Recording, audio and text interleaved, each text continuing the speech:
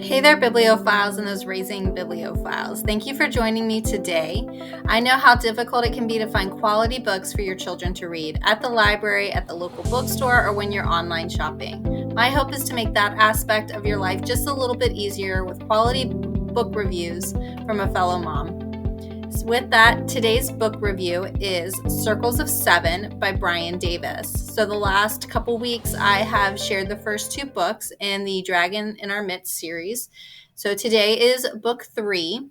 So some time has passed between book 2 and book 3 as book 3 opens. Bonnie has had time to recover from the last battle in book 2, and the book opens with Billy and the professor there in England.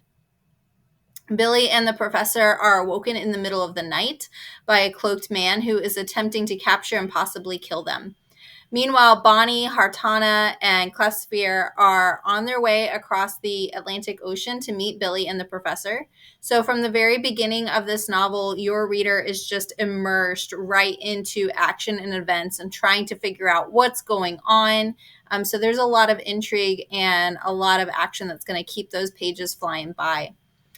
Obviously, things are not going to go as planned because we need drama and conflict in our book. So as things are sort of set in motion, things begin to change. Clesphere is taken captive. Bonnie is hidden by Hartana. Billy and the professor are attempting to make contact with them after their narrow escaped from the Knights of the New Table. In this particular book of the series, Billy, Bonnie, and everyone else on their side now has to come face to face with old prophecies and demons. Billy and Bonnie, in particular, are traveling through several circles, particularly 7 circles of what appear to be hell. Morgan is the primary driver of this evil plot to capture Billy and Bonnie. In particular, Morgan's desire is actually to capture Bonnie and to basically possess her body, in addition to getting all of her evil warriors that are known as the Watchers raised from the depths of hell. Compared to the first 2 books, this book, as you're probably guessing so far from just what I've shared with you, is definitely much darker and a little bit more sinister. You definitely have this idea of demons and attacking demons. Billy and Bonnie are going through circles of essentially hell, and they're experiencing different temptations within that. I would use just an element of caution if you decide to have younger readers read this. The book is listed ages 12 to 18. I personally think it would be better suited for ages 16 and up, only because of the dark spiritual nature of this book, as we're talking about demons, traversing through levels of hell, and Morgan trying to possess Bonnie's body, and just all of that, and the fact that like she needs permission. So it's just really dark in this book. Morgan is seen also transforming. You see a little bit of this in book 2, but between a raven and a human several times as she's speaking to Palin and Devon, who died in the previous books, and so they're looking for revenge. When Clesphere is taken, his spirit is sent to the lowest of the circles of 7. Devon has possessed Clesphere's dragon body, and that sort of continues. There's a battle at the end of the book where Devon even attempts to kill Hartana, but he ends up escaping.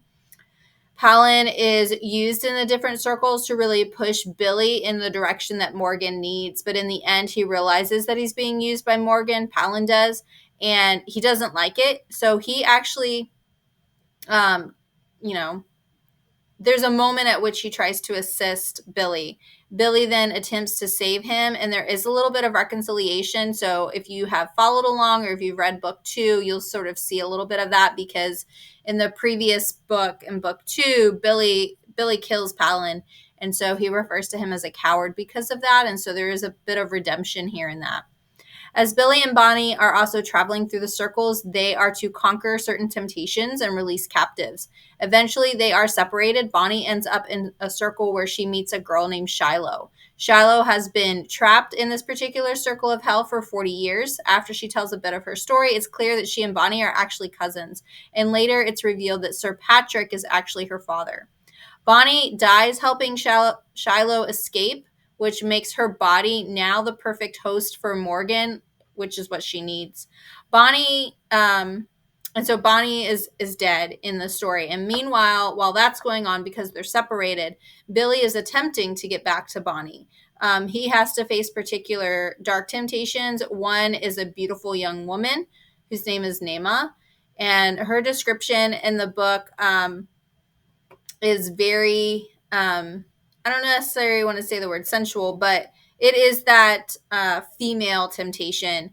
And so in that chapter, it's titled The New Eden, and Billy has to face with this lustful temptation toward Nema. And so that's another example of why I would sort of push this in the older end, and I would not probably have my 12-year-old reading this book. I would push that a little bit higher. You also have Sir Patrick. Before they even go into the circles, there's a picture of the circles on the floor, and each of these sort of lights up as they're going through it. There's one that's sort of covered for a little bit, and Sir Patrick even makes a statement that this one is best left covered. I have not cleared debris from it since I first viewed the image, and I shall not describe it to you, but I will tell you that it represents one of the deadliest enemies of men, and I mean men in the gender sense, not mankind. And so that's on page 70 when Sir Patrick is sort of showing that to the children. And so in the story, Billy is going through that particular level, and you see those sorts of things there. And he's got to overcome his desire in that circle. As Billy and Bonnie travel through the different circles in hell, one of the lessons that they're dealing with deals with the idea of perception. Their guide, Joseph, says things like, let's not dwell on perceptions. You'll learn that perceptions are volatile in this place. Visible properties change without warning. What you see will often be generated by your thoughts and fears of how you or by how you project those thoughts and fears on others. What really matters is the quality of the heart, not the shell in which it resides. And that's on page 173, 74. And so you have these little instances throughout the story where Davis does a really great job of handling and presenting spiritual truth to readers as the characters are facing these different challenges on their own. That's testing their body, their mind, and their faith. So I think he does a really great job of that. Again, I would push it towards older readers, just given the nature of some of those. You also have the story isn't so I focus so far on really just Billy and Bonnie and what they're going through, but they're not the only ones in the story. And you still have Ashley, you have Walter, Sir Barlow, the professor, and Marilyn, and now Karen. And then there's this new added Larry. He's technically an AI computer that Ashley and Karen have built. And they are providing guidance and assistance. They're watching Billy and Bonnie. They're trying to interfere, but not interfere in a way that they know.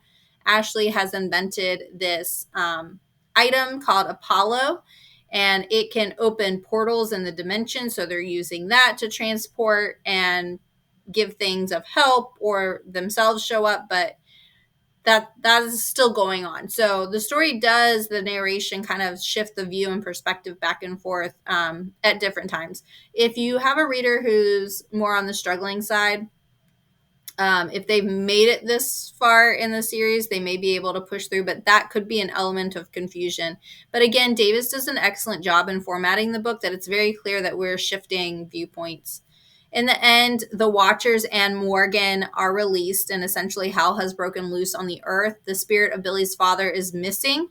Devin is in his dragon body. The children are returned to West Virginia, but they're hiding in the woods. And really, everything is set up for the final installment of The Tears of a Dragon.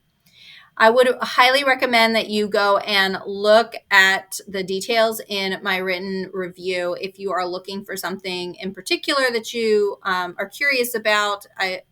Obviously, I don't know particularly what those might be, but I sort of projected some different ideas that could be there. And so there are some sensitive natures within the book, and you'll see my references or my concerns or my thoughts regarding that. There are also a list of really some great quotes that are in the book. But again, I just want you to be aware that we are talking about demons in this book. We are talking about traveling through hell in this book. And we are talking about demons trying to possess bodies in this book. And so just keep that sort of in mind. That was one of those things that unfortunately my son had read this whole series before I had a chance to read it. And so he was struggling with some weird dreams for a couple nights. And now after reading the book, I can see where, it really lined up with while he was reading this. And so take that for what it's worth. But just from one mom to another, just sharing that sort of with you. Hopefully this review is helpful. Stay tuned for next week. I'm going to do a review of the other one, of book 4, and we'll just sort of see what else books pop up in my queue.